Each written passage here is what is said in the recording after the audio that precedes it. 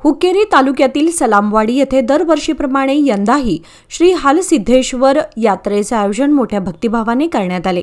शनिवार दिनांक 11 व रविवार दिनांक 12 एप्रिल असे 2 दिवस मोठ्या उत्साहात पार पडले। शनिवारी सकाळी पाणी भरणे व मंडप उभारणी कार्यक्रमाने यात्रेला सुरुवात झाली, तर रात्री 9 वाजता श्री भावेश्वरी देवी पालखीचे आगमन झाले। यावेळी धार्मिक गाणी सादर करण्यात आली। प्रसंगी महाप्रसादाची व्यवस्था करण्यात आली होती।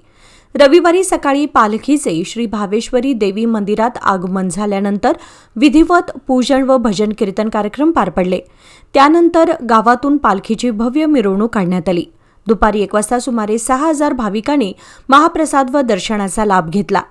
या यात्रेसाठी ग्रामस्थ मंडळ, श्री हालसिद्धेश्वर देवस्थान ट्रस्ट व मुंबई मंडळ यांनी नियोजनबद्ध तयारी केली होती। परिसरातील मोठ्या संख्येने भाविकांनी उपस्थित राहून भक्तिमय वातावरणात सहभाग नोंदवला। आयोजकांनी सर्व सहकार्य करणाऱ्यांचे आभार मानले।